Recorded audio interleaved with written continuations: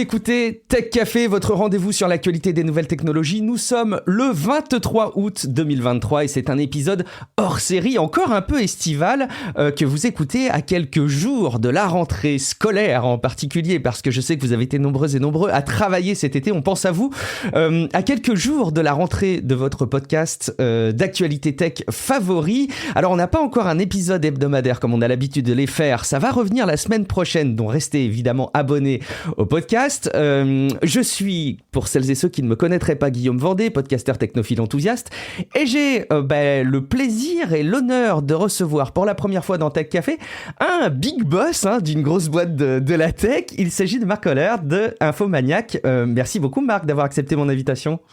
Merci beaucoup pour l'invitation et bonjour à tous et je me réjouis de l'interview. C'est un grand plaisir d'échanger avec toi. Alors on va donner des éléments de transparence à nos auditeurs parce que je sais qu'ils sont très attentifs à ce genre de choses.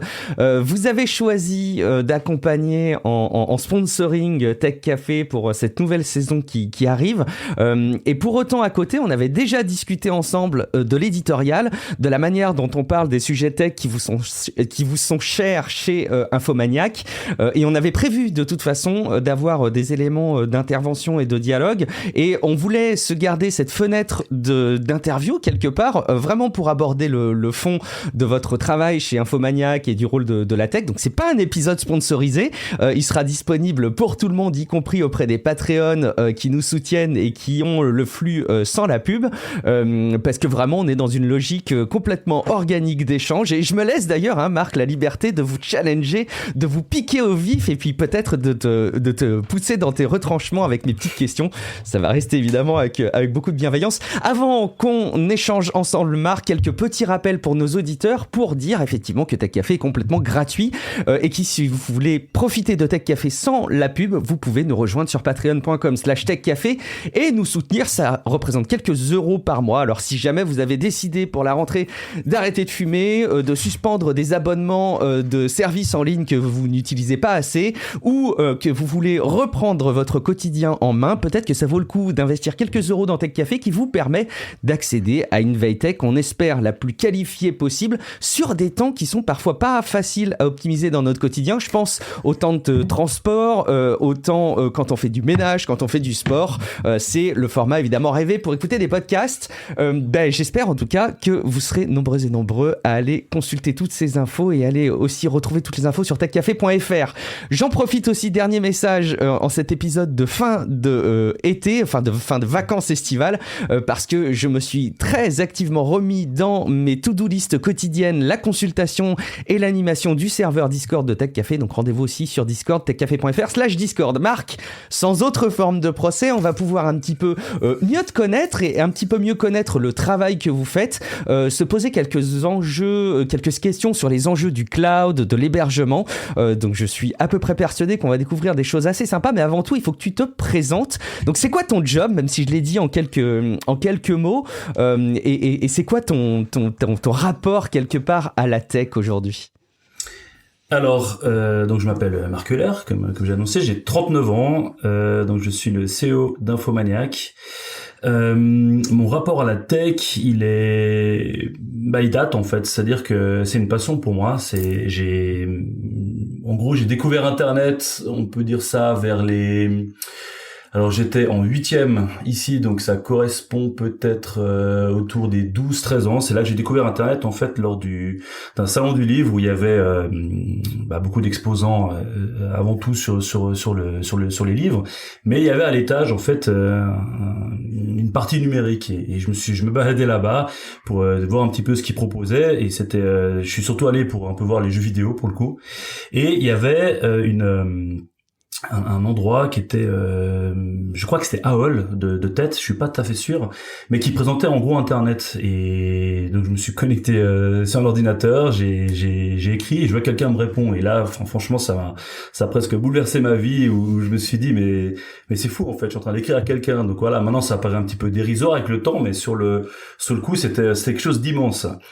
Et paradoxalement en fait je me suis rendu compte que c'était pas vraiment Internet tel que il existait déjà à cette époque. C'était vraiment plus une interface avec un chat dans une sorte de de forums un peu fermés, chat, vraiment le portail en fait d'AOL, mais c'était déjà énorme quoi. Et à partir de là, je me suis pris de passion pour tout ce qui touche à Internet, voilà, je lisais des bouquins, j'essayais d'avoir tant bien que mal une connexion Internet. C'était un petit peu compliqué au début parce qu'il y avait pas énormément de fournisseurs d'accès Internet, c'était super cher, il fallait aussi que j'en parle avec mes parents à l'époque, et mes parents, il fallait les convaincre, ils savaient pas trop ce que c'était, à quoi ça servait, etc. Donc c'était vraiment toute une aventure en fait. Mais voilà, après j'ai réussi à avoir une connexion Internet chez moi, et je me souviens très bien, et je pense que c'est quelque chose qui vraiment restera gravé dans ma mémoire, c'était le premier jour où je me suis connecté sur Internet depuis chez moi, avec le bruit du modem à l'ancienne, et d'un coup j'avais depuis ma chambre en fait une fenêtre sur le monde, où je peux aller sur des sites Internet qui étaient aux États-Unis, qui étaient en France, qui étaient en Allemagne, enfin qui étaient un peu partout, et voilà, en fait c'était vraiment une découverte, une révolution pour moi. Et à partir de là, voilà, j'étais complètement passionné de ce qui se passe, de tout ce qui se fait, des évolutions technologiques, de l'informatique en général.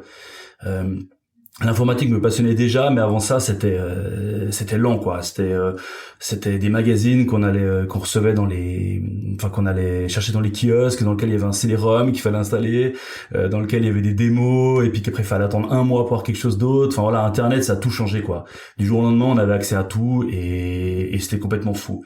Donc voilà, ça c'est un peu mes débuts en fait par rapport à Internet, et tu sais que voilà. c'est marquant parce que alors j'en profite parce qu'il y a un côté nostalgique chaque été. Tu sens, je sais pas si tu l'as écouté, mais on fait un épisode rétro chaque année l'été où on se place 20 ans avant. Donc là on était à l'été 2003 avec mon compère Guillaume Poggiaspala, et évidemment il a préparé toute une partie rétrospective, en tout cas couverture de ce qui se passait à l'époque dans la tech, et on se rend pas compte, je trouve, à quel point en 20 ans les choses ont changé. Aujourd'hui, je pense qu'Internet, on baigne dedans, même pendant qu'on dort, c'est-à-dire même pendant qu'on n'est pas actif sur un appareil, on baigne dans Internet. Et je me rends compte, avec le recul, à quel point en 20 ans, c'était évidemment... Enfin, plus de 20 ans maintenant du coup, mais par rapport aux origines que tu décris, mais ça n'était pas le cas du tout. Je revoyais une vidéo hier humoristique qui était partagée sur du coup le serveur Discord de Tech Café. Vraiment, allez jeter un coup d'œil sur ce serveur.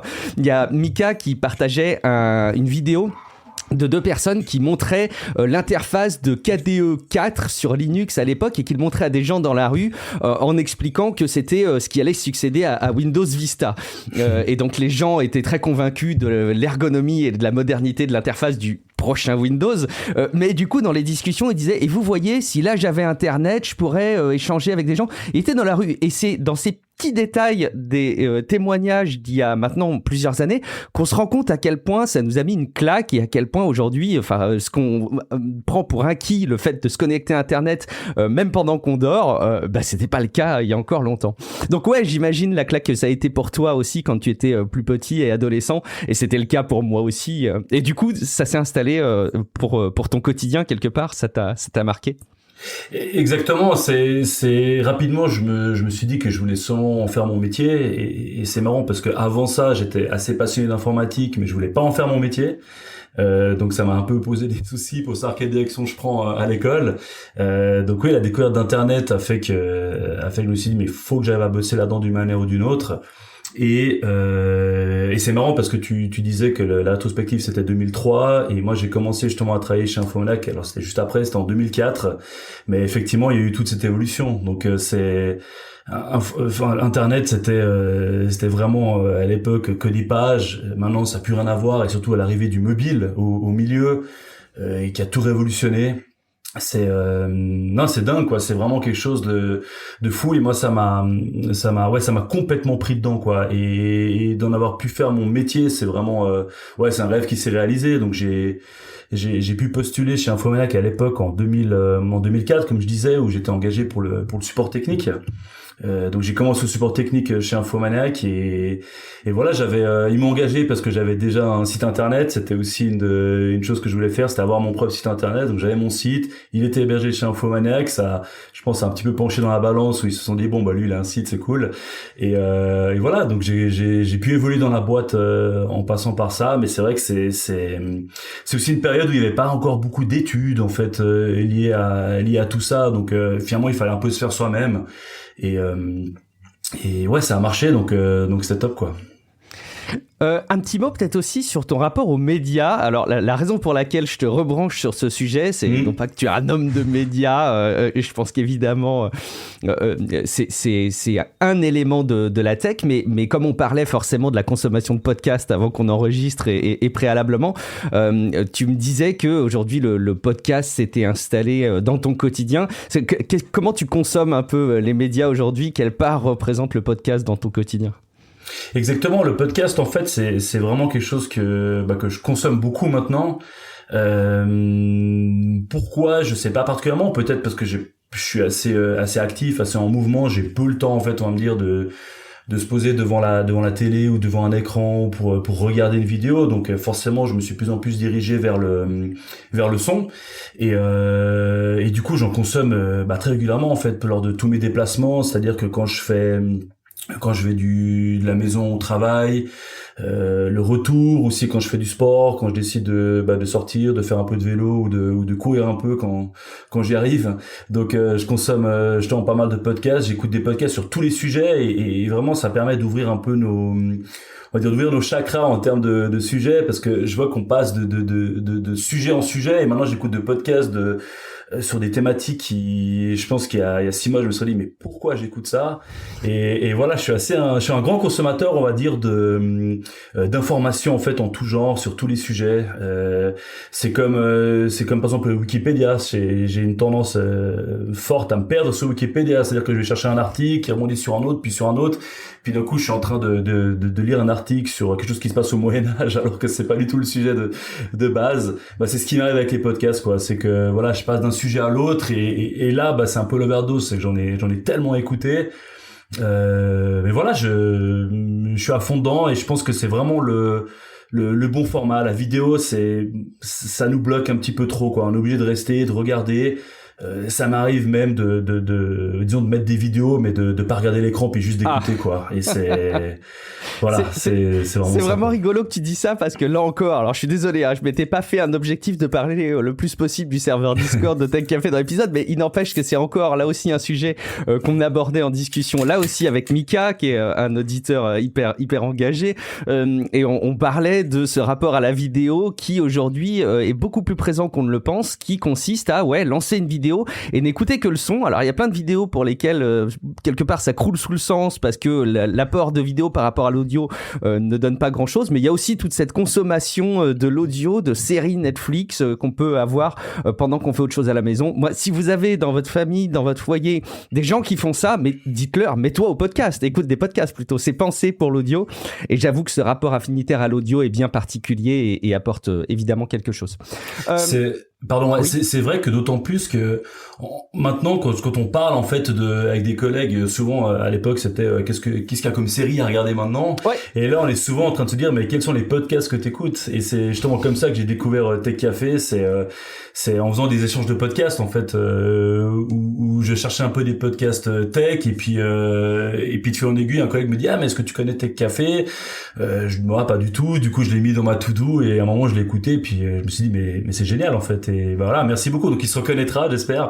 Et mais voilà, il y a aussi ces échanges de podcasts. Enfin, je trouve qu'il y a vraiment quelque chose qui s'est créé entre les plateformes, qui permet un accès, on va dire, unifié. Il y a plus besoin d'avoir accès à 12 000 apps ou 12 000 sites internet pour avoir nos podcasts. L'arrivée du mobile et en parallèle le contenu en fait qui explose, ce qui fait que maintenant ça devient vraiment un sujet de discussion de quel est le podcast que t'écoutes, quoi.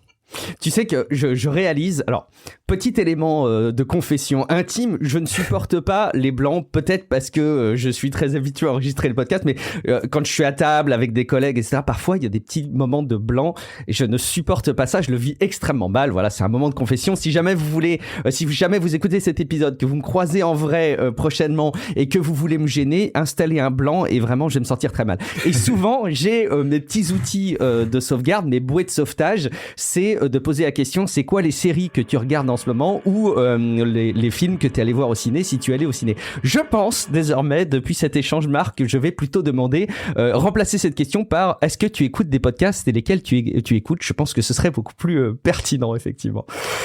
Super, je suis content d'avoir contribué. Ouais, ça va me donner une bouée de sauvetage en plus, effectivement. Voilà. Bon, il est quand même hyper important, je pense, de parler d'Infomaniac. Alors peut-être que des oreilles averties auront compris que tu es en Suisse, qu'Infomaniac est une entreprise suisse d'ailleurs. On l'a pas dit en intro et je pense que c'est toujours cool de pouvoir positionner comme ça dans la francophonie qui vient d'où. Est-ce que tu peux nous dire ce que c'est qu'Infomaniac aujourd'hui, d'où ça vient et où c'est arrivé aujourd'hui?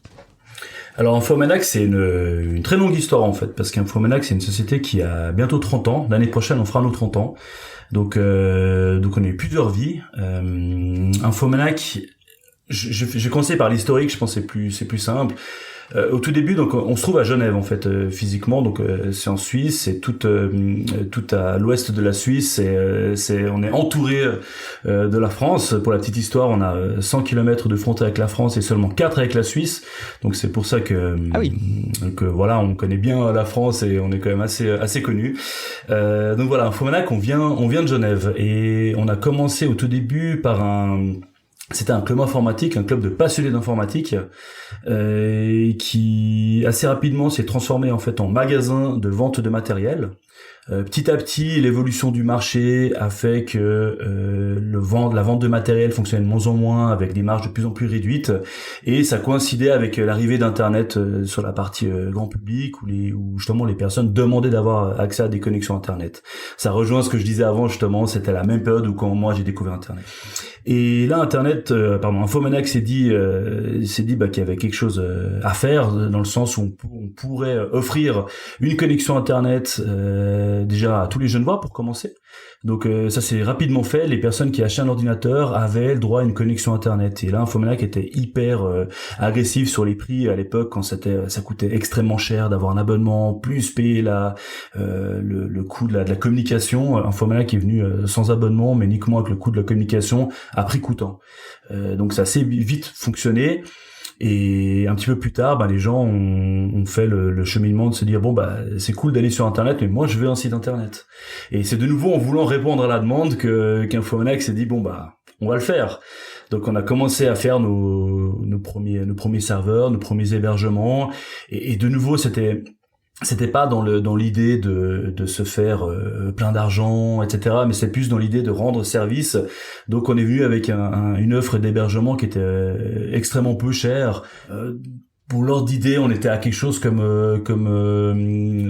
si je m'en souviens bien, c'était 195 francs suisses, qui correspond maintenant à plus ou moins 195 euros, pardon. Alors que la concurrence était plus autour des 1500 voire 2000 euros. Alors les autres ils se gavaient, ou c'est que vous aviez trouvé qu'Infomaniac à l'époque avait trouvé une astuce pour faire les choses moins chères? Quelle est l'explication de la différence de prix? Je pense pas qu'ils se gavaient. Alors peut-être qu'il y avait un petit peu de ça, mais c'est aussi que forcément on commence, il y a moins de mutualisation, c'est pas trop on fixe un prix, puis une fois que le prix est fixé, c'est difficile en fait de descendre ce prix. C'est-à-dire que si on va vendre, pour faire simple, 10 hébergements à 1000 francs, ou 1000 euros, on va se faire 10 000 euros. Si d'un coup on se dit en fait notre prix il est déconnant, on va le faire 500 euros, on coupe en deux le chiffre d'affaires, quoi. Donc c'est toujours difficile d'ajuster à la baisse un tarif. Donc c'est un peu un mélange de tout. Après voilà, moi personnellement à ce moment-là j'étais pas du tout encore chez Infomaniac, donc je peux difficilement vraiment dire comment ça se passait, mais le marché était tel quel, quoi. Et donc Infomaniac a commencé à vendre de l'hébergement, et ça a réellement pris, notamment par le tarif, mais aussi la qualité de service. Et à partir de là, donc il y a Infomaniac Network, qui est l'Infomaniac d'aujourd'hui en fait, qui a vraiment démarré. Donc la vente de matériel, tout ça, ça s'est arrêté, et on est parti donc sur Internet. Après, on a eu donc une assez longue période où on vendait des services, donc mail, web, tout ce qui est plus traditionnel. Et à partir de 2014 à peu près, non, plutôt un petit peu avant, 2012, comme ça, on s'est dit que maintenant il faut commencer à faire évoluer l'offre, en fait. C'est-à-dire que il il y a eu Facebook qui est arrivé vers 2007 et qui a changé complètement les habitudes, qui a fait que les particuliers n'avaient plus besoin d'un site internet, parce que voilà, avant on faisait des sites pour des mariages, on faisait des sites pour même pour faire des invitations pour des events, on faisait des sites pour partager ses photos, il y avait plein de CMS de photos qui n'existent plus du tout aujourd'hui. Donc tout a changé en fait à ce niveau-là, donc forcément les ventes sont moins bonnes, on va dire sur la partie public particulier. Donc on s'est dit il faut changer nos offres, il faut remodeler tout ça, aller plus dans le mail qui existe, changer un petit peu tout ce qu'on propose. Et en fait à partir de 2012, on va dire que l'élan a vraiment été lancé, et puis c'est à partir de 2014-2015 que vraiment nos nouveaux produits ont commencé à sortir. Avec des serveurs, on a commencé à faire des serveurs dédiés, on a commencé à se faire du streaming audio, ça c'est aussi quelque chose, je reviendrai un petit peu après dessus. On commençait à faire beaucoup de services. Ensuite, à partir donc ça c'était déjà le troisième virage, parce qu'il y a eu le matériel, les connexions internet, l'hébergement. Ensuite c'est le renouveau de l'hébergement, et maintenant Infomaniac, on est plus on est vraiment sur deux grands pôles. C'est-à-dire qu'on va avoir d'un côté tout ce qui est plus hébergement web, donc pour PME, pour développeurs, pour les entreprises, c'est-à-dire qu'on va avoir de l'hébergement mutualisé traditionnel comme on a toujours eu, on va avoir du serveur cloud, on va avoir des serveurs dédiés, mais ça s'arrête gentiment. On a surtout du public cloud maintenant, qui est depuis quelques temps, qui est vraiment pour nous l'avenir. Donc c'est spécialisé dans l'hébergement haut de gamme et dédié aux entreprises. Parallèlement à ça, on a aussi tout ce qui est outils collaboratifs, qui est l'autre gros pôle d'Infomaniac. Là, on va parler de tout ce qui est mail, tout ce qui est drive, tout ce qui est visioconférence. On a aussi le chat. Donc on a toutes ces suites d'outils. Parallèlement à ça, donc je parlais aussi du streaming, donc on a aussi commencé assez rapidement à faire du streaming. Infomaniac, on n'est pas très connu pour ça, mais on est un des plus grands streamers en fait francophones. Ah oui. On a à peu près 50% des radios francophones sont stream par nous en fait. On a beaucoup de gros groupes radio, et pour ceux qui sont curieux, si vous regardez un petit peu sur beaucoup de radios que les auditeurs écoutent, je pense, passent par nous en fait au niveau du streaming. Donc on est très connu pour ça. On est très connu dans le milieu, on va dire, du streaming pour ça, mais pas vraiment du côté du grand public. D'accord. Donc voilà, ça c'est pour la partie technique d'Infomaniac. Après, il y a tout aussi une partie en fait philosophique, parce que je pense qu'Infomaniac a vraiment sa force par rapport à cette partie de la philosophie d'Infomaniac, et c'est vraiment nos piliers. C'est-à-dire qu'on a 3 piliers qui sont majeurs, et je pense qu'on a l'occasion de revenir dessus. C'est le respect de la vie privée, le respect de l'environnement, et puis les engagements sociaux. Ça c'est vraiment ce qui fait notre socle, et c'est ce qui fait en fait notre ligne directrice. C'est tous nos choix, tous nos développements, tout ce qu'on va faire en fait vont être guidés en fait par ces valeurs qui sont centrales. Et je peux pas m'empêcher d'ailleurs de faire un lien. Moi j'ai quand même le sentiment, de par ce que met en avant Guillaume Poggiaspala dans la veille éditoriale qu'il fait dans Tech Café, dans les positions que je peux relayer aussi, et de manière générale, d'après ce que nous restituent les auditeurs, que ce respect de la vie privée, et c'est un sujet très fort qu'on porte dans Tech Café. Respect de l'environnement, c'est aussi très souvent qu'on nous ressouligne à quel point ça fait plaisir que dans Tech Café on parle de tech presque systématiquement avec une espèce de conscience des impacts de l'environnement. On fait pas tout bien, mais je pense qu'on le met peut-être un peu plus en avant, et les engagements sociaux sont évidemment un élément sur lequel on pourrait rebrancher des choses. Donc je me sens plutôt en affinité, je dois te dire, Marc, avec tous ces sujets-là dans Tech Café, donc c'est plutôt cool. Je voudrais juste revenir sur un élément que tu détaillais. Tu disais, à l'époque, on faisait des sites web pour des mariages, des événements, et quelque part Facebook, les réseaux sociaux ont changé ça. Est-ce que je dois comprendre que à titre personnel pour le coup, mais est-ce que tu regrettes cette époque-là ? Est-ce que tu penses que les sites web ça avait plus de vertus, ou est-ce que finalement les réseaux sociaux ont quand même apporté des éléments positifs pour toi ? C'est quoi ton rapport à l'arrivée des médias sociaux dans l'histoire d'Internet que tu as vu naître quelque part, toi ? C'est une question valise là. Il y a beaucoup de possibilités de réponses. Oui. Alors déjà, j'ai pas une hantise particulière par rapport aux réseaux sociaux. C'est-à-dire que enfin voilà, j'ai un compte Facebook, j'ai Twitter, enfin X pardon. J'ai tout ça en fait. Donc je crache pas dans la soupe. Voilà, l'arrivée en fait des réseaux sociaux, bah oui, effectivement, d'avoir des sites internet de mariage ou des sites internet. Typiquement, nous on avait un site internet où on mettait toutes nos sorties avec nos amis, puis on avait en fait notre mot de passe, on allait dessus, puis on commentait un petit peu ce qui s'est passé en soirée, etc. Alors c'est sûr, ça avait du charme, etc. Mais c'était aussi très très intimiste dans le sens où il n'y avait pas de grande portée. C'était seulement pour ceux qui pouvaient le faire déjà. Il fallait avoir des connaissances, il fallait aussi finalement pouvoir acheter un hébergement, etc. Donc il y a quand même des inconvénients à ça. Je pense que les réseaux sociaux ont permis de démocratiser ça, démocratiser le fait de pouvoir partager des informations, de partager ses photos de mariage, etc. Ça c'est un côté très positif. Maintenant voilà, il y a toujours des dérives là-dedans. Et puis c'est le domaine, il est vraiment vaste, on peut en parler pendant des heures je pense, mais tout ce qui est déjà du sujet des fake news, des volontaires ou pas, hein, parce que des fois c'est aussi juste des informations qui sont relayées, qui sont fausses, aussi les algorithmes qui vont finalement tout faire pour qu'on passe un maximum de temps connecté sur la plateforme,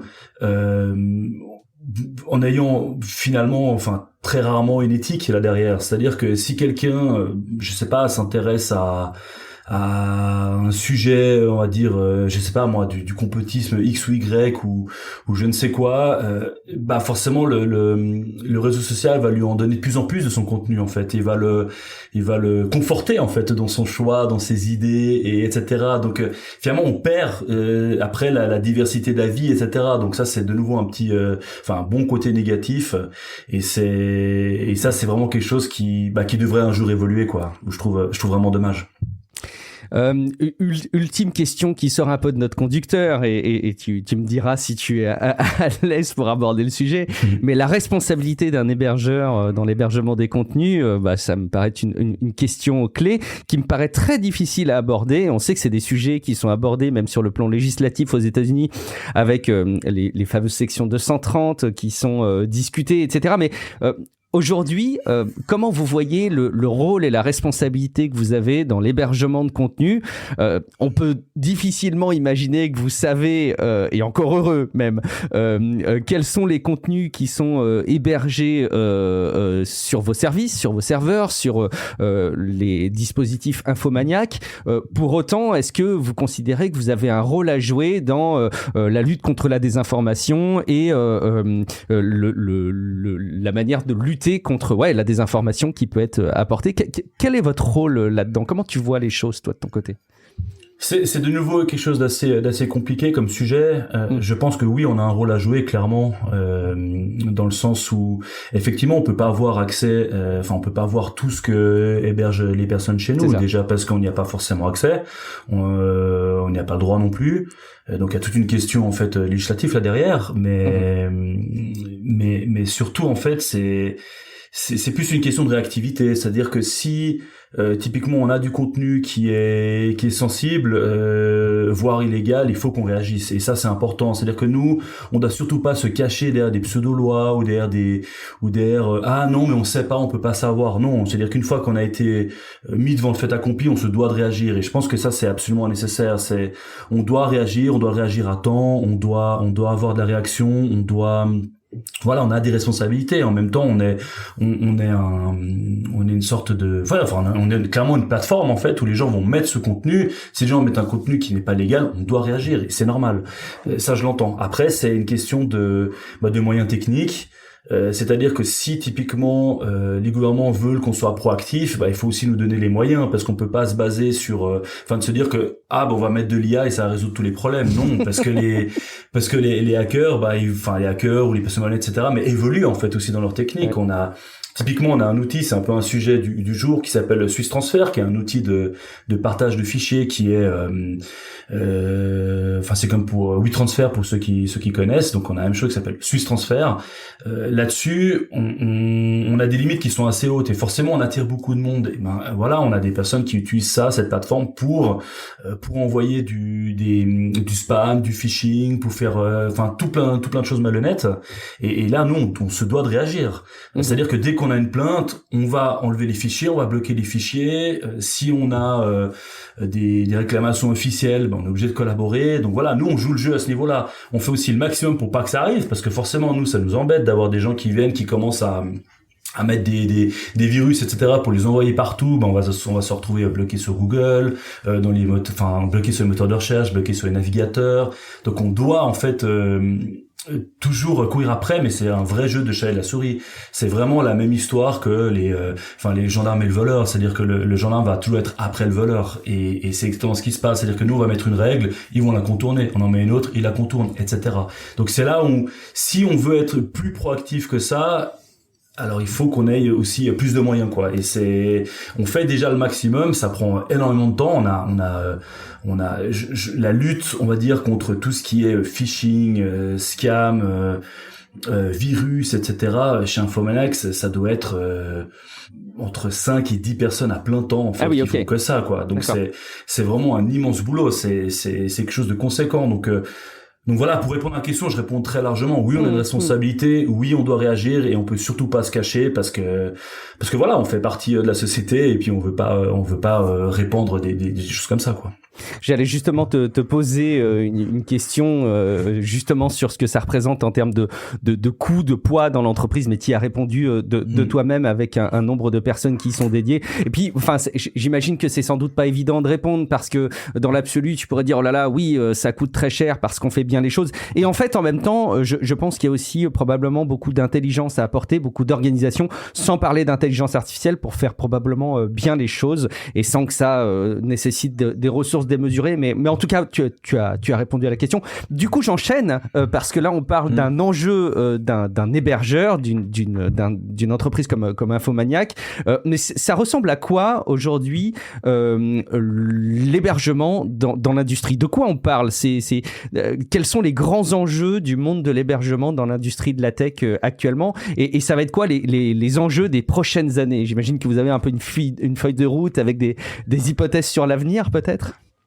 Oui, alors en fait c'est vraiment les tendances qu'on voit à l'heure actuelle, c'est beaucoup dans le cloud déjà, tout ce qui est les sociétés en fait à l'époque hébergeaient leur propre data center en fait dans leurs locaux.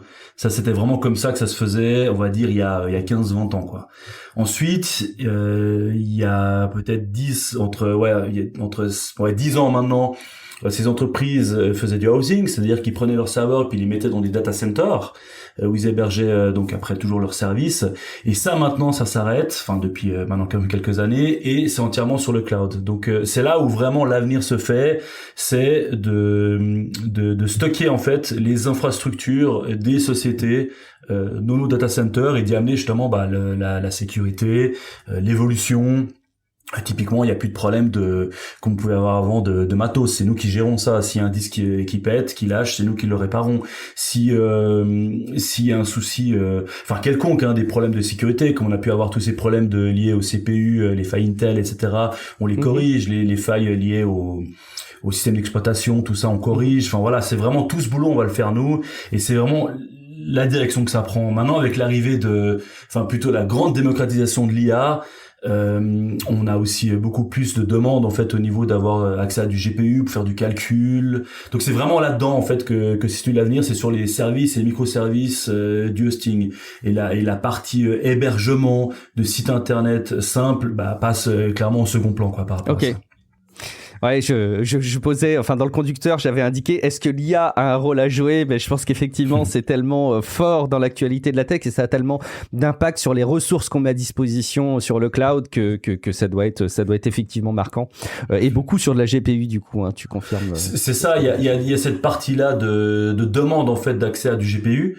Il y a aussi, en fait, l'utilisation de l'IA de notre côté. C'est-à-dire que nous aussi, on va devoir utiliser de l'IA pour typiquement contrôler un petit peu tout ce qui se fait en termes d'attaque, tout simplement, de voir les patterns, d'analyser les patterns, le trafic en fait de entrant, sortant, de tout ce qui se passe. On peut voir s'il y a des choses qui se passent, des anomalies. En fait, les hackers utilisent aussi l'IA en fait finalement pour exploiter maintenant des failles ou simplement pour réussir à envoyer plus de mails de phishing, etc. Ils vont utiliser de l'IA pour avoir des comportements qui sont presque aléatoires, et nous on doit utiliser de l'IA pour contrer ça. Donc en fait l'IA est vraiment partout maintenant. C'est vrai que cette ouverture de l'IA, cet accès en fait au grand public fait qu'on est pleinement dedans, quoi. Pour des données sans doute que vous aviez déjà, mais l'IA permet sans doute de les lire de manière beaucoup plus efficace. En fait, j'ai commencé à me formaliser un truc à la plage là pendant mes vacances. Je me suis fait une image, je me suis dit que l'intelligence artificielle c'était le super pouvoir des statistiques. Je sais pas si tu souscris à cette vision des choses. Moi j'aime bien, tu vois, comme si on comparait la statistique à des êtres humains et que en gros un humain qui ait des super pouvoirs. Voilà, j'aimais bien cette analogie. Je trouvais que c'est ça. En fait, l'IA permet d'aller plus vite, quoi. C'est vraiment ça. J'entends beaucoup que l'IA va remplacer tout le monde, va remplacer tous les métiers, etc. Je pense surtout que l'IA va nous permettre d'aller plus loin. Alors après, à voir où, mais on va aller plus loin, quoi. Et c'est ce qui s'est passé avec l'informatique aussi. On se disait à l'époque que ça allait remplacer tout le monde. Non, ça a créé plein de métiers, ça a ouvert plein de nouveaux marchés, etc.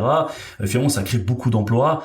L'IA, c'est aussi une sorte de nouvelle révolution. On va aller juste plus vite. Et ce que tu dis au niveau c'est le super pouvoir des statistiques, c'est exactement ça. Les statistiques, on pouvait déjà les analyser, mais on le faisait manuellement et lentement, quoi. Donc là maintenant on peut le faire beaucoup plus vite, mais voilà, ce qui fait qu'on va plus vite, il y a de nouveau plus de données, etc. Et c'est une sorte de cycle sans fin, quoi. Et comme dirait l'autre, un grand pouvoir impose de grandes responsabilités. Donc on va en reparler juste après de cette responsabilité. Juste un petit mot, on a présenté Infomaniac, on parle des enjeux un petit peu de l'industrie. C'est quoi la journée type d'une personne comme toi ? Elle se lève ce matin, elle se lève le matin, elle a un dashboard sur un iPad qui montre si tous les serveurs sont bien ouverts. Il y a des milliers de mails à répondre chaque jour, ou au contraire, tu as beaucoup de temps pour faire du sport dans une salle annexe de ton bureau. C'est quoi la journée type d'un Marc aujourd'hui ? Alors la journée type, j'ai envie de dire que c'est extrêmement intense. C'est-à-dire que je commence et ça s'arrête pas en fait. C'est-à-dire que alors j'ai pas de dashboard où j'allais voir l'état des serveurs immédiatement, et heureusement en même temps, parce que c'est pas mon métier, donc je saurais pas trop quoi en faire, et de deux, on a des personnes qui sont super compétentes pour le faire, et je discute avec eux à ce sujet. Non, moi mon travail, ça va plus être une rôle de chef d'orchestre en fait, de liant entre les équipes. C'est-à-dire qu'on va avoir des personnes qui sont très compétentes en fait dans tous les métiers, et moi mon but c'est de faire en sorte que ces personnes parlent entre elles, de prendre des décisions ou d'aider à prendre des décisions, d'aller de l'avant. Et c'est vraiment ça en fait mon métier, ce qui fait que toute la journée je suis en réunion, en discussion, je suis en séance, je parle avec des équipes, on vient me voir, on pose des questions, on me donne mon avis, etc. C'est vraiment ça en fait mon travail. Ça va être ponctué en fait de plusieurs réunions. C'est-à-dire que chez nous, on a des réunions produits. Donc pour chacun des produits, on a des réunions qui sont hebdomadaires, donc placées dans la semaine. Donc le matin, ça va souvent être des réunions liées à ces produits où on va parler typiquement ce matin, on parlait du mail. Donc c'était réunion mail, on avait pas mal de questions. Donc souvent des questions qui sont liées à des problématiques de spam, etc., parce que c'est le sujet dans le mail. Donc il y a ça, mais aussi tous les services, toutes les améliorations, les demandes clients, de ce qu'on peut faire évoluer, où est-ce qu'on va. On passe un petit peu en revue tout le produit pendant 1 heure. Et dans cette réunion, on va avoir le responsable produit, on va avoir le responsable de la partie production, donc sysadmin, la partie développeur également. On a une personne qui représente les UI UX. On a un chef de projet, on a le support technique aussi qui est présent, parce que ça c'est super important. Le support technique, c'est les yeux et les oreilles d'Infomaniac, c'est eux qui sont au courant de ce qui se passe, de comment les clients nous voient, comment nous ressentent, ou est-ce qu'il y a des points de blocage, ou au contraire qu'est-ce qui fonctionne bien. Donc ça c'est le support qui est présent pour parler de ça. Donc voilà, ça c'est une réunion type qu'on a, on va discuter de tous ces points. Et après, l'après-midi, j'essaye d'organiser ma journée pour plus faire des réunions qui sont, on va dire one-to-one, c'est-à-dire avec le responsable, par exemple, d'une équipe, responsable des développeurs, responsable de la production, ou mes rendez-vous avec des personnes externes d'autres entreprises où on doit discuter. J'essaie de caler ça plus l'après-midi. Alors pourquoi je fais comme ça, je sais pas trop. Je pense que c'est plus une question que le matin, je suis sûr d'avoir tout le monde. L'après-midi, il y en a qui partent de plus ou moins tôt, donc c'est quand même plus pratique comme ça. Donc voilà, je vais demander aux responsables ou aux équipes comment ça se passe. Il y a aussi toute une partie en fait psychologique, on va dire, de mon métier, c'est de discuter avec les gens, de voir comment ils se sentent en fait chez nous. Je suis assez accessible en fait. Je pense que c'est quelque chose vraiment qui pourra ressortir si quelqu'un a de la chance en fait de parler à nos équipes. Je pense que c'est quelque chose qui ressortira, le fait que je sois assez accessible. Et c'est vrai que je parle beaucoup avec les équipes. Quand il y a des nouveaux qui arrivent, j'essaie de prendre le temps de les voir. Alors bon, on a beaucoup de recrutements, c'est difficile de voir tout le monde, mais j'essaie vraiment de prendre le temps. Et comme ça, on a assez rapidement un lien qui se forme. Et puis ces personnes peuvent revenir me voir pour me dire voilà, je sais pas moi, il y a des personnes des fois qui sont juste super contents, donc sont contents de le dire, et je suis très heureux. Et des fois il y en a d'autres, c'est je sais pas, ils aiment peut-être pas le projet sur lequel ils bossent, ou alors ils ont peut-être un conflit avec quelqu'un d'autre dans l'équipe, ou ils ont des idées de nouveaux produits, etc. Donc j'ai aussi beaucoup de temps en fait que je passe à discuter avec les équipes, et ça je pense que c'est très très important. Donc voilà, pour résumer, en gros ma journée c'est extrêmement intense, je parle beaucoup, un peu comme maintenant et puis je suis avec les équipes, et je suis présent au quotidien, et voilà, je pense que le rôle d'un CEO c'est vraiment de soutenir les équipes et d'être un soutien, quoi. C'est vraiment ça l'important. Tu parles beaucoup, mais c'est intéressant, et ça fait un client de choix pour un épisode de podcast. Donc c'est parfait. T'as du temps pour des loisirs? Est-ce que tu fais t'es gamer? Tu fais des jeux vidéo un peu? Non? Ouais. Alors ça, je crois que je suis, on peut dire, un passionné compulsif. C'est-à-dire que je me prends de passion pour quelque chose, je me mets à fond dedans, puis je change. Donc oui, j'ai le temps de faire d'autres choses. On me demande souvent comment je fais pour faire autant de choses. J'en sais rien, mais oui, je fais beaucoup de trucs. Déjà sur le plan personnel, j'ai 3 enfants, donc ça demande déjà un petit peu de temps, dont un tout dernier qui a 8 mois. Donc oh là là là, malheureux. La plus grande a 6 ans, le plus petit a 9 mois. Donc voilà, ça me demande aussi pas mal de temps d'être présent auprès d'eux.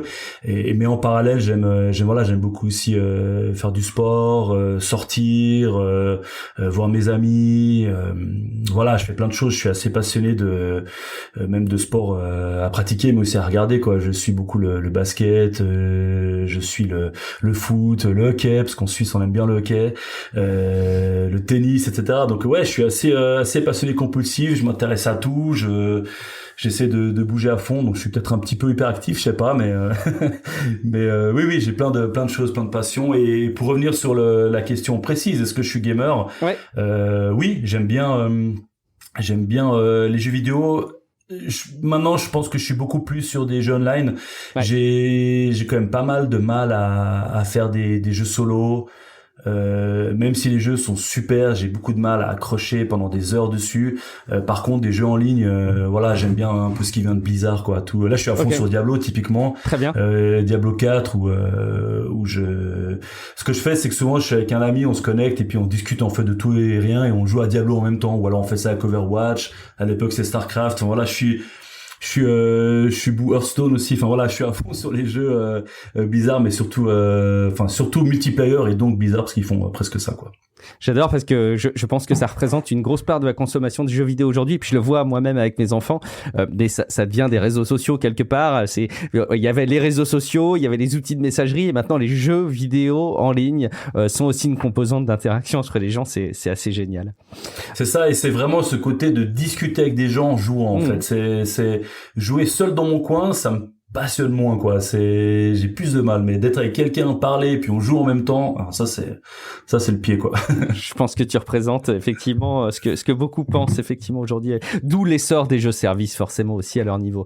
On va aborder peut-être enfin aussi sur le travail que vous faites chez Infomaniac, avec certaines spécificités. Tu as cité tout à l'heure des valeurs. Je pense que c'est important effectivement qu'on les aborde un petit peu alors, peut-être pas de manière complètement détaillée, mais au moins qu'on les aborde un petit peu. D'abord, le respect de la vie privée. Alors, on est en terrain conquis dans Tech Café avec les auditeurs qu'on a, mais le respect de la vie privée est évidemment un truc qu'on n'a plus à démontrer dans l'enjeu des discussions tech qu'on a aujourd'hui. Mais est-ce que vous pensez que c'est encore un combat qui nécessite de convaincre beaucoup de monde aujourd'hui, justement? Est-ce que c'est pas la base? Et puis, je raisonne un petit peu aussi avec vos concurrents qui sont peut-être des acteurs cloud très très puissants et très grands qu'on va spontanément peut-être plus facilement citer, notamment dans des podcasts d'ActuTech. Est-ce que vous pensez qu'ils le font mal? Vous pensez qu'ils le font peut-être moins bien que vous, mieux qu'eux, pardon. Vous allez plus loin. C'est quoi votre rapport à la vie privée, justement? C'est la vie privée, en fait, c'est vraiment un sujet qui pour moi n'est absolument pas fini. Les gens sont pas convaincus, quoi. J'entends encore trop souvent, j'ai rien à cacher. Ouais, et ça c'est vrai. Et ça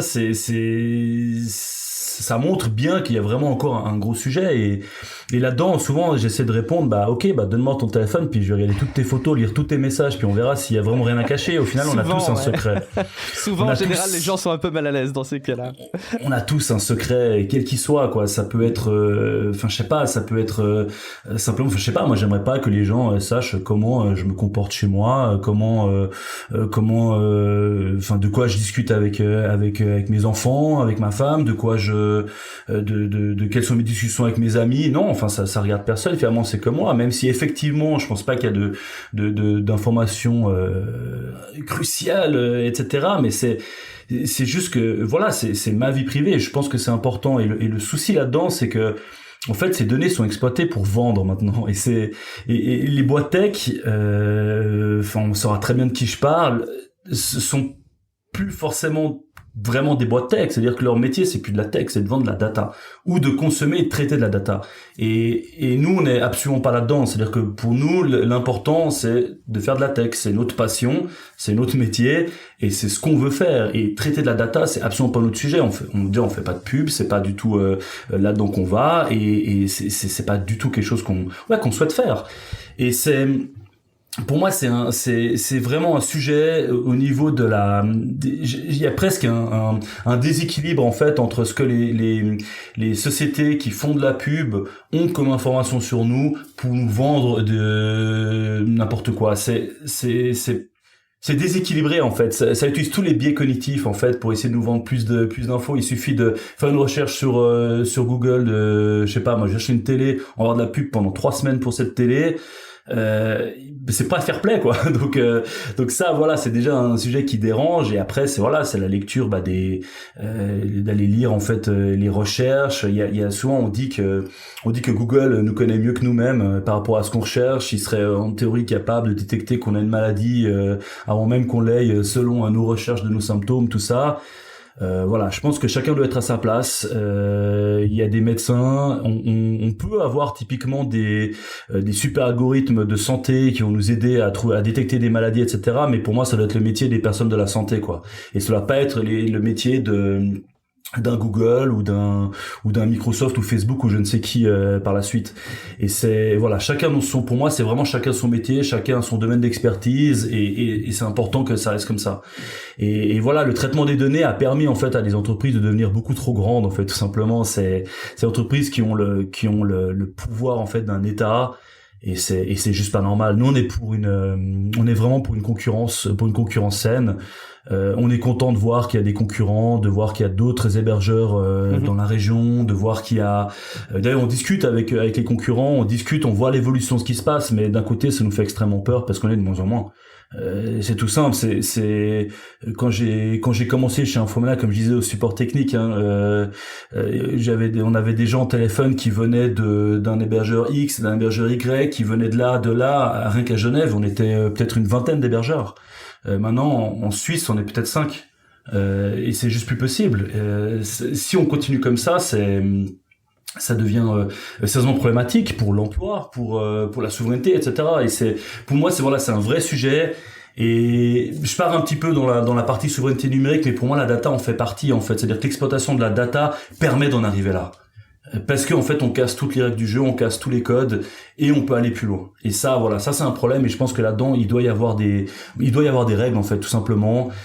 Si c'était pas dans le monde numérique, mais ce serait dans le monde, on va dire, plus IRL, quoi, il y aurait déjà des règles qui seraient posées, non, mais là, c'est complètement fou ce que vous faites, enfin, mais je pense que on s'en rend pas compte, ou on s'en est en tout cas pas rendu compte pendant très longtemps, et maintenant c'est beaucoup trop gros, et ce qui fait qu'il y a un peu trop de tractation pour réussir à aboutir à quelque chose. Alors heureusement en Europe ça bouge, il faudrait que les États-Unis suivent un jour, on verra ce que ça donne, mais voilà, pour nous c'est un vrai sujet, et clairement pour nous la data et client c'est pas du tout notre métier. Et même maintenant qu'on propose de plus en plus d'IA, l'IA demande de la data.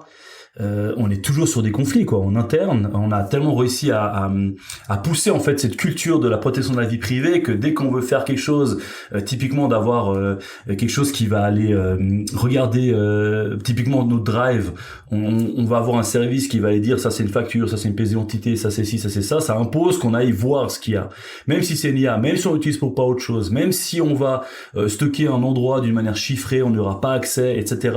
Ça nous pose déjà problème. Ça nous fait déjà des petits conflits en interne. On est en train de se dire mais il faudrait vraiment qu'on arrive à s'assurer que jamais ces données soient utilisées pour autre chose que le sujet premier. Et voilà, ça c'est important, et chez nous ça fait vraiment partie de l'ADN.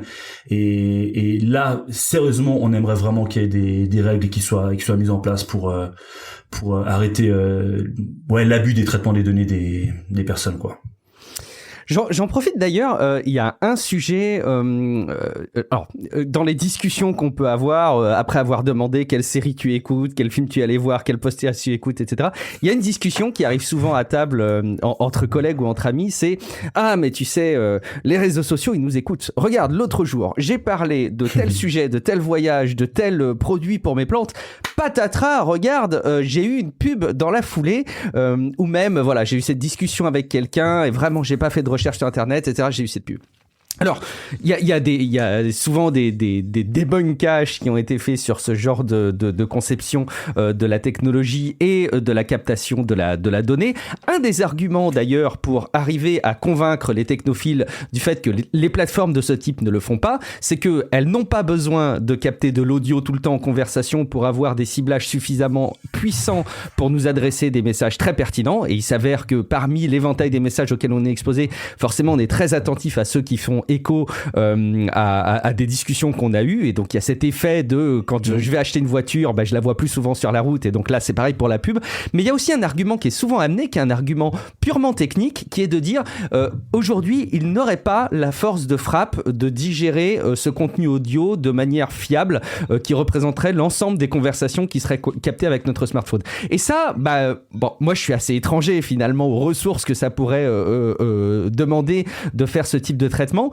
Toi, de ton point de vue, est-ce que cet argument, il est valable? Est-ce que je peux continuer demain, quand on discute de ce sujet avec mes collègues et mes amis, de dire sereinement, t'inquiète pas, ces boîtes tech sont surpuissantes, mais elles ne pourraient pas raisonnablement et efficacement traiter cette donnée-là? Je ne sais pas si toi, t'as des éléments qui pourraient achever de convaincre les gens là-dessus, ou au contraire contredire mon argument.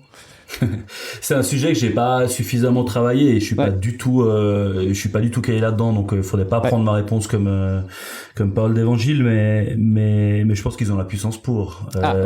Il faut quand même se rendre compte déjà de tout ce qui passe comme data, et en tout cas stocké, et c'est pas forcément traité en live, ça peut être traité en différé, etc. Maintenant, la puissance pour, je pense que c'est possible. Après, évidemment, pas de surveiller le monde entier, etc. tout le temps.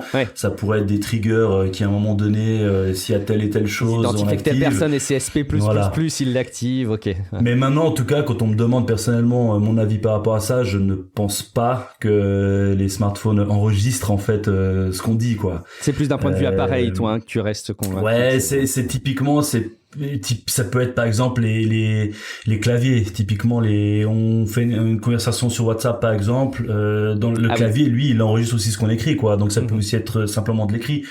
Je sais pas. Franchement, c'est tellement, on fait tous l'expérience, c'est tellement borderline, mais après c'est effectivement c'est comme tu dis, hein, c'est ce côté, t'es intéressé par une voiture, tu la vois partout, t'apprends un nouveau mot et d'un coup tu l'entends 20 fois dans la journée. C'est un petit peu ce genre de truc, et Ouais, franchement, j'ai aucune réponse. Ouais, celui qui l'aurait, il aura le prix Nobel. Donc, c'est beau. Donc non, on sait pas. C'est dur à dire, mais voilà, je pense qu'il faut en tout cas pas sous-estimer la puissance qu'ils ont pour nous caler de la pub, quoi. Ça, c'est important. sûr. C'était vraiment l'angle spécifique de ma question. Et après, j'imagine que quand on parle avec un smartphone Android où il y a Google qui est activé, effectivement, on peut déclencher le mot qui déclenche une recherche vocale sans qu'on s'en rende compte. Ça, c'est évidemment les limites à l'efficacité de l'exercice. Bon, très bien. Alors ça, c'est sûr que si on dit le mot magique, là, ça enregistre, là, il n'y a pas de doute. Oui, vous posez pas la question d'avoir des pubs derrière, effectivement, qui sont ciblées sur ce sujet. Autre enjeu, autre valeur, c'est celle du respect de l'environnement. Je ne sais pas s'il y a encore des gens qui ont besoin d'être convaincus sur le fait que ce soit un enjeu, d'autant plus parmi les auditeurs de Tech Café. Comment est-ce que vous agissez sur ce domaine-là chez Infomaniac ? Alors ça, c'est un sujet chez nous qui est un point central en fait. Vraiment chez Infomaniac, l'environnement, c'est vraiment quelque chose qui est extrêmement important et avec lequel on fait aucun compromis. Et ça, c'est un sujet, on va pouvoir en parler pendant des heures s'il faut, mais c'est vraiment un gros morceau. Tout part en fait à la base de Boris Seigenthaler, qui est le fondateur d'Infomaniac et qui est actuellement directeur stratégique d'Infomaniac. C'est lui qui, en 2007, a pris conscience en fait de l'importance en fait finalement de préserver l'environnement. Depuis 2007, on a une charte écologique, comme on appelle ça, où on s'engage en fait sur certains points. Donc en 2007, on a commencé par faire de la compensation CO2. On a commencé après assez rapidement à faire en fait les gestes quotidien, on va dire, de ce qu'on peut faire, c'est-à-dire on va changer les produits ménage par des produits qui sont moins agressifs, on va dire. On va changer les ampoules. Ensuite, petit à petit, ça a évolué. On est arrivé à avoir une charte mobilité. La charte mobilité, on va en fait donner un bonus sur salaire à toutes les personnes qui utilisent des moyens de transport dits écologiques. Donc on va évidemment favoriser les gens qui viennent à pied, quoi, les piétons, et le vélo. Donc ça, c'est vraiment un truc qui prend hyper. Donc pour chez Infomaniac, on est 200, je l'ai pas encore cité, et je pense que plus de la moitié viennent en vélo, quoi. Ah oui. C'est vraiment énorme, et en fait on loue au sous-sol de du bâtiment où on se trouve, en fait on loue des places de voiture pour mettre des racks de vélo. Et à chaque fois on doit en ajouter. Donc là je crois qu'on est à 5 places utilisées par des racks de vélo, et ils sont pleins en hiver comme été. C'est-à-dire qu'on a vraiment les gens qui viennent en hiver, et l'hiver il peut être un peu rugueux, hein, même quand il fait -5, quand il neige. Enfin quand il neige c'est un peu compliqué, mais il y a quand même des gens qui viennent encore en vélo. Et ce qui est fou, c'est que on vient le week-end ou la nuit, il y a plus de vélos. C'est vraiment des vélos qui font des allers-retours tous les jours. Et ça, c'est vraiment quelque chose qu'on a poussé, et on voit finalement que des personnes qui arrivent, qui d'abord sont habituées à prendre la voiture, etc., finalement se mettent soit au transport public, soit au vélo. Et je crois que c'est 8 personnes sur 10 dans l'entreprise, c'est peut-être pas tout à fait exact, mais c'est là autour, à plus ou moins 10%, 8 personnes sur 10 dans l'entreprise touchent cette prime de mobilité parce qu'ils viennent soit à pied, soit en vélo, soit en transport public. Donc ça, c'est vraiment quelque chose qu'on arrive à faire, et c'est une des plus grandes utilisations, de consommation de CO2 d'Infomaniac. C'est le deuxième point, c'est ça en fait, c'est le déplacement des pendulaires au final. Donc ça, c'est vraiment un sujet sur lequel on travaille. Il y a ça commençait, donc ça a été vers 2007, on a commencé, et puis de fil en aiguille, on est allé sur des améliorations de plus en plus drastiques. On a fait en 2014, on a ouvert notre data center qui était à l'époque le plus écologique de Suisse. Donc c'est un data center en fait sans climatisation. Donc on a les technologies en fait comme le Fresh Air, je crois que ça s'appelle, de chez Dell, ou enfin maintenant tout le monde le fait. De toute façon, tous les constructeurs ont des serveurs en fait qui peuvent fonctionner jusqu'à une 40aine de degrés en entrée. Okay. Ce qui fait qu'on peut avoir 40 degrés en entrée, le serveur continue à fonctionner. Donc en fait, l'idée comme quoi il faut de la climatisation pour refroidir les serveurs parce que sinon ça plante, c'est absolument faux. Et même on a plus de problèmes aujourd'hui avec le froid qu'avec le chaud. C'est-à-dire qu'on va avoir plus de soucis en hiver. Parce que justement on a des appels d'air, l'air vient de l'extérieur, on va avoir de l'air très froid des fois qui va arriver, du moins 10 degrés, et là forcément ça va être compliqué pour les disques durs qui eux supportent mal ça. Donc on va fermer un petit peu l'entrée d'air, et on va plus laisser l'air circuler en fait à l'intérieur du DC qui va se réchauffer un petit peu. Voilà, ça se joue en fait, c'est-à-dire on fait des réglages quotidiens on ouvre plus les vannes, on ferme plus les vannes d'entrée et de sortie d'air pour garder une température en fait de fonctionnement optimale pour les serveurs. Donc ça, c'est vraiment, en 2014, on a fait ce DC sans aucune climatisation. Et ça, c'est voilà, ça, il tourne depuis 2014, donc ça fait 9 ans maintenant que ce DC est là, ça fait 9 ans qu'on n'a pas de climatisation et ça fonctionne encore. Ce qui fait que j'ai beaucoup de mal en fait, et même on a beaucoup de mal à voir maintenant toutes ces propagandes en disant que non, il faut de la climatisation, ou alors non, comme a fait Microsoft avec leur pub leur communication qui était une pub de mettre des serveurs au fond de l'eau pour les refroidir. On en avait parlé effectivement. Voilà, c'est un non-sens total. Je pense qu'on a déjà assez de place. Il n'y a pas besoin d'aller les mettre encore sous l'océan. On a déjà assez détruit. Donc on va pas encore en rajouter. Et en fait, il se passe quoi avec ces serveurs? C'est-à-dire qu'ils les remontent au bout d'un certain nombre d'années pour aller changer les disques, ou on sait pas, toutes ces questions-là. Elles se posent pas, en fait. Donc pour nous, c'est un non-sens. Là, maintenant, on a un nouveau data center qui est en cours de construction. Il va être lancé en septembre-octobre de cette année. Et celui-là, ça va être le data center le plus écologique de Suisse, c'est sûr, et probablement d'Europe. Et là, ça va être un data center qui va entièrement réutiliser l'énergie. C'est-à-dire que 100% de la chaleur qui sera émise par le data center va être réutilisée pour chauffer, en fait, des immeubles.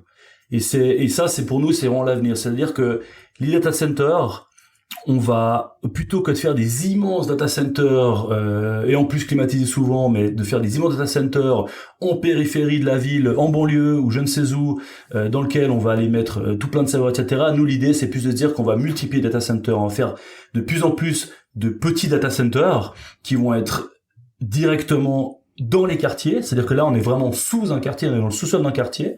Et ça va nous permettre en fait de réchauffer tout le quartier, ce qui fait que en gros l'hiver on va chauffer les habitations normales et l'été on chauffe l'eau. Et c'est 100% de la chaleur qui est réutilisée. Et ça, voilà, il y a déjà des data centers qui se font un petit peu avec la réutilisation de chaleur, mais jamais 100%. Et nous, on va même récupérer la chaleur que la pompe à chaleur va générer, quoi. Donc on essaie vraiment d'aller loin. Et forcément, ça a des coûts. C'est-à-dire que notre data center coûte tout simplement le double. C'est-à-dire oui, ok, d'accord.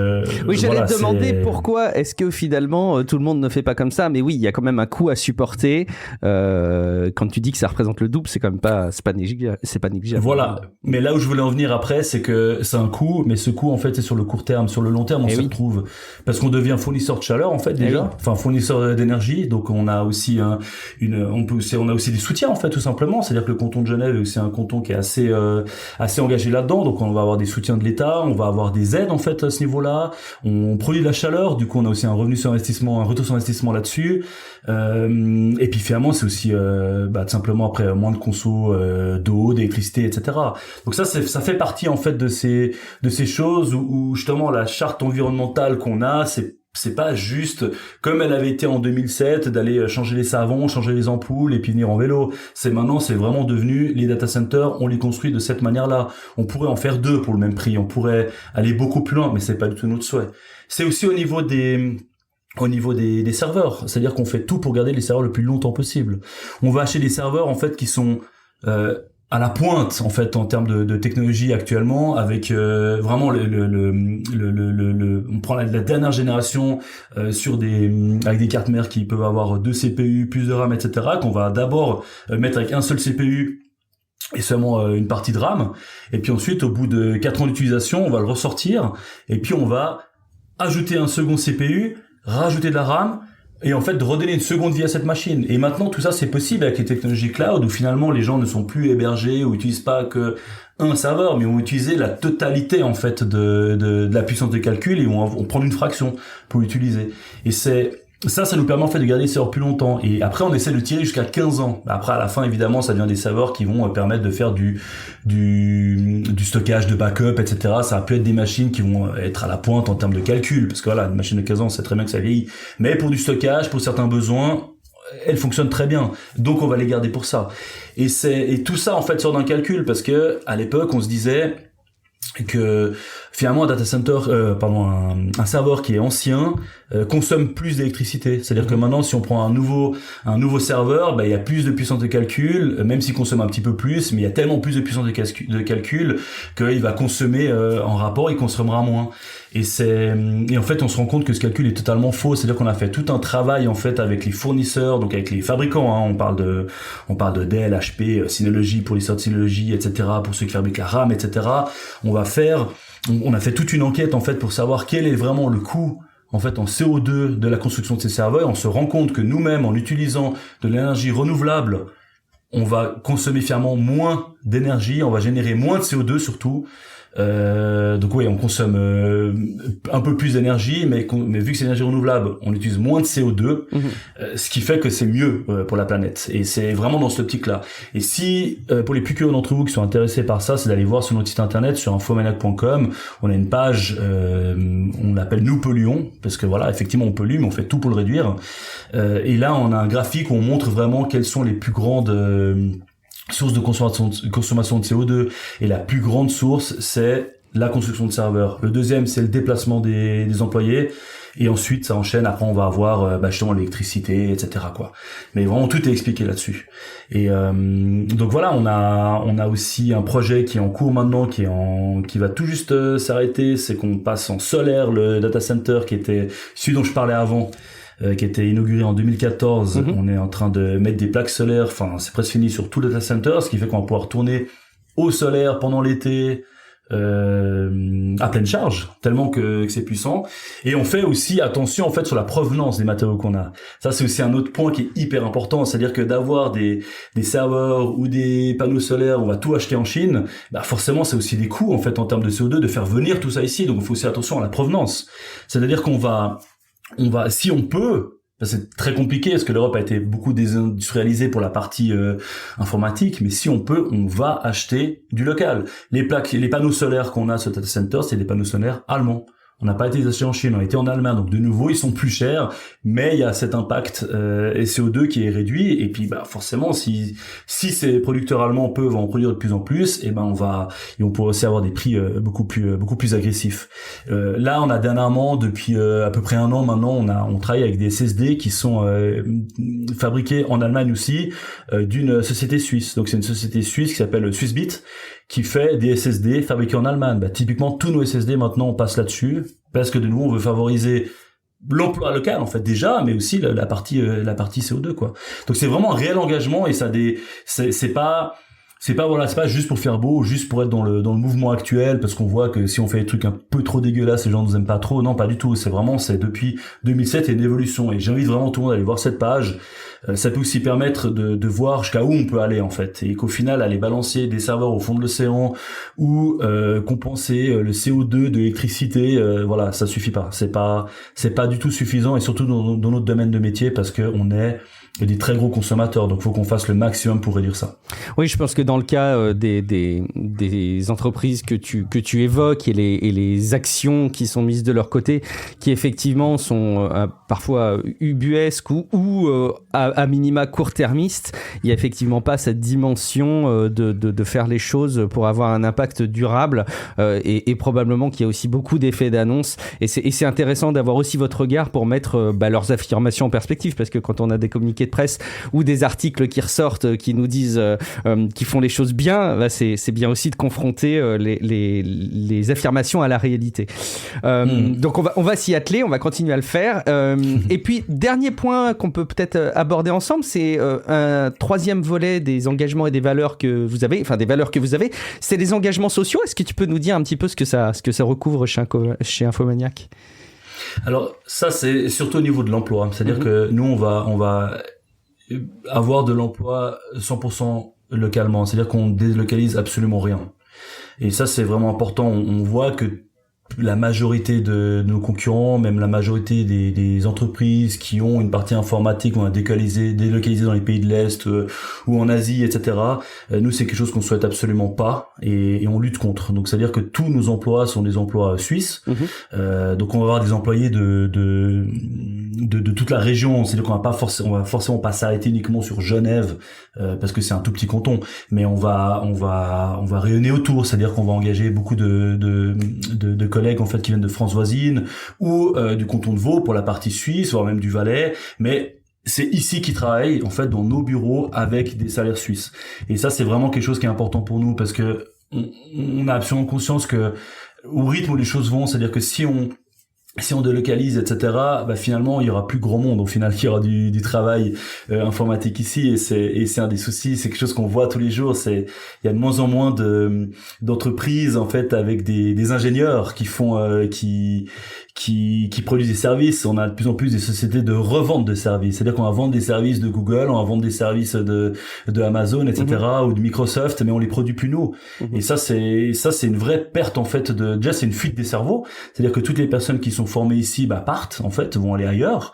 Et après finalement c'est aussi tout simplement l'appauvrissement en fait de la région, quoi. C'est-à-dire que l'Europe à terme, si on perd tous nos emplois en fait liés déjà pour notre sujet, pour la technique, pour l'informatique, et que tout le monde part, on se retrouve avec plus rien à la fin. C'est-à-dire qu'il faut vraiment s'assurer de garder en fait cette industrie numérique. On a parlé beaucoup de la désindustrialisation des grandes industries en fait dans les années après la guerre, en fait, tout ce qui s'est passé avec tout ce qui est parti en Chine ou en Asie, etc. On voit que ça pose quand même pas mal de problèmes dans nos régions. On est en train d'essayer de rapatrier tout ça, mais c'est ce qu'on fait en fait avec le numérique. C'est-à-dire que là, on est en train de tout laisser partir. Et nous, on souhaite absolument pas. Donc pour nous, c'est important d'employer ici, de payer nos impôts ici aussi. C'est aussi avec ça qu'en fait, en l'occurrence pour nous, que Genève et la Suisse prospèrent, mais les sociétés qui sont en Allemagne, en France, en Italie, s'ils font de même, c'est ces pays là qui sont prospères aussi, quoi. Donc c'est important et c'est valable pour tous, vraiment 100% de l'emploi. C'est-à-dire que le support technique, typiquement chez nous, il est dans nos bureaux. C'est-à-dire que là, on a 2 étages, au 3e et au 5e du bâtiment, et le support est au 5e avec toute l'équipe des ingénieurs systèmes. C'est-à-dire que ils sont là et ça a une plus-value de dingue, parce qu'en fait, ces personnes-là, comme je disais avant, ils vont pouvoir, c'est les yeux les oreilles d'Infoménac, donc ils vont donner des feedbacks, etc. Et puis en fait nos clients, ils sont si contents d'avoir des gens qui sont là en fait, qui sont vraiment impliqués dans la vie de tous les jours de l'entreprise, donc ils savent exactement ce qui se passe. Quand un client pose une question, on dit est-ce que j'aimerais bien ça, est-ce que c'est possible, ils peuvent dire oui, ils peuvent dire non, et on va pas botter en touche, je sais pas. C'est pas du tout ça en fait chez nous, donc on y gagne avec ça, mais voilà, c'est vraiment les engagements sociaux qu'on a, c'est l'emploi local à 100%, c'est le fait d'essayer et de systématiquement privilégier des achats sur des entreprises locaux aussi. Et puis après le fait de payer des impôts ici et de pas faire d'optimisation fiscale en allant ouvrir une succursale à gauche à droite pour économiser, c'est pas non plus ça. C'est-à-dire qu'on va payer les impôts à Genève. Donc voilà, donc des fois j'entends c'est assez ironique parce qu'on entend ils sont en Suisse et ils font de l'évasion fiscale. Donc non, on est en Suisse parce qu'on est né là, quoi, en fait, tout simplement. Et finalement, Genève n'est pas du tout le canton le plus cool en termes d'évasion fiscale, parce que si on voulait économiser, on pourrait rien qu'en Suisse aller dans d'autres cantons qui sont déjà 2 fois plus agressifs en termes de fiscalité. Donc non, c'est pas ce qu'on cherche, mais voilà, nous ce qu'on veut vraiment c'est contribuer, c'est payer nos impôts ici, engager des gens qui payent aussi les impôts ici, en Suisse et en France pour la plupart.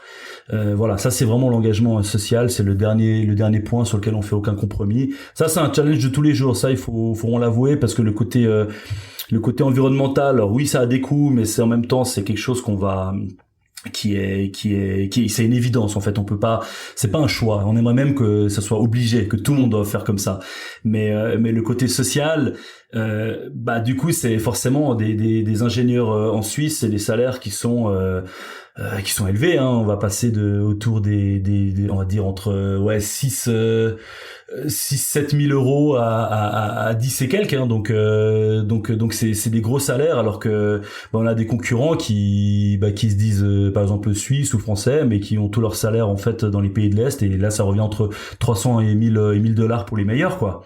Donc c'est pas du tout la même chose.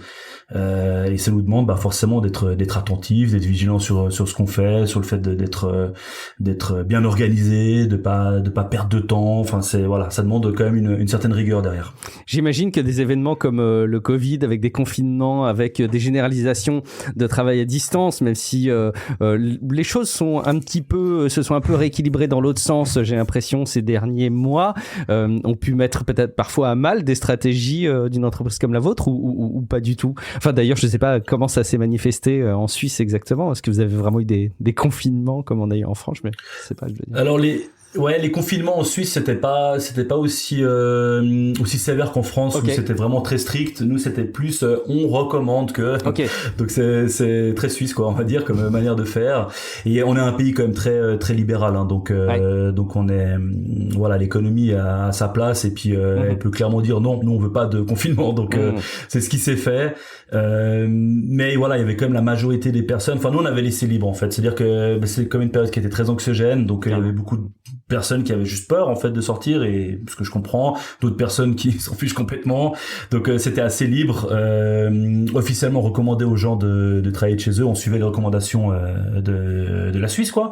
Mais voilà, c'était comme ça. Donc il y en a quelques-uns qui venaient, la majorité, l'extrême majorité était en télétravail. Donc voilà, il a fallu s'organiser. Heureusement pour nous, c'était relativement facile parce qu'on est une boîte tech. C'était différent pour des boîtes avec des gens qui sont moins à l'aise en informatique et tout. On en a profité d'ailleurs, on s'est dit mais il nous faut absolument un outil de visioconférence, donc on a fait un outil qui s'appelle Kamit, qui est un fork de Jitsi, en fait, sur lequel on a rajouté des features comme le dessin, etc. On a sorti ça assez rapidement pour aider, en fait, plein d'entreprises, en fait, ici, qui nous appelaient mais comment on peut faire. On avait aussi sorti un moment, il y avait le traçage. Je sais pas si ça se faisait vraiment en France, mais le traçage, c'est-à-dire que quand on allait à un endroit, si on allait à un restaurant, peut-être qu'il y avait pas parce que vous pouviez pas aller dans les restaurants, mais voilà, nous on avait un petit peu le droit quand même, et en gros, quand on allait dans un endroit public, on devait mettre notre nom, prénom, et puis comme ça, s'il y avait un cas de Covid, on devait appeler ces gens. Et on avait développé un petit outil qu'on donnait, en fait, à tous les restaurants, tous les lieux culturels ou de fête. En fait, on leur donnait ce petit outil. Ils avaient un truc numérique avec un QR code à scanner, et ça leur faisait gagner du temps. Et on a essayé d'aider un petit peu la communauté, en fait, genevoise, surtout comme ça, en fait, parce que là, nous on faisait partie des personnes qui ont ironiquement bénéficié du Covid. Nous, forcément, toutes les entreprises qui passent dans le numérique et tout, ça nous aide, hein. Donc on a essayé de rendre ça. Pour revenir à la question plus précise, oui, en fait, le fait d'avoir tout le monde en télétravail, on a perdu un peu de cette dynamique de travail d'équipe. C'est vraiment une force qu'on a, c'est le travail d'équipe, c'est justement ces réunions, comme je disais, le fait que tout le monde travaille ensemble. C'est vraiment quelque chose que on voit que ça sert à quelque chose, et que ça permet d'avancer, de trouver des idées, une sorte d'émulsion qui se fait quand les gens sont en live. Tandis que quand on est à distance et qu'on parle par visio ou via chat, etc., on parle moins, on discute moins, on envoie 3 mots, le tu réponds oui, puis voilà. Ça, forcément, c'est problématique. Et après, quand c'était le retour au travail, alors il y a beaucoup de gens qui étaient contents, hein, parce que on a une moyenne d'âge, on est un peu tous jeunes parents, quoi. Donc il y en a beaucoup qui disaient bon, bah allez, je retourne au boulot, hein, ciao ciao. Et puis et du coup, ça a libéré pas mal de gens. Donc pas mal sont revenus. Il y en a d'autres pour qui c'était plus compliqué. Ils se sont mis en confort, en fait, tout simplement, en télétravail, forcément moins de distance, moins de déplacement, etc. Et oui, forcément, c'est une sorte un peu une lutte pour essayer de faire revenir les gens, mais voilà, on a un cadre qui est assez agréable. On travaille avec des collègues qui sont sympas. On fait beaucoup de sorties de boîtes, on a beaucoup d'events, il y a vraiment une bonne ambiance qui fait que les gens ils ont quand même envie de revenir pour voir les collègues, quoi. Donc voilà, dans les grandes lignes, ça s'est quand même bien passé, mais clairement, on a vu que pendant le Covid, je suis content que ça dure pas, parce que la société, elle serait pas aussi dynamique si on était tous à la maison. Bon, on a bien cerné en tout cas l'ADN sur la base notamment de ses valeurs. Marc, un grand merci pour cet entretien qui a débordé un petit peu du créneau qu'on avait prévu, mais c'est un podcast donc ça peut déborder. Et puis c'était un vrai plaisir. J'ai bien aimé que tu puisses nous partager tous ces éléments. Est-ce que de ton côté il y a des choses incontournables qu'on n'aurait pas abordées, que tu aurais voulu qu'on aborde durant cet échange?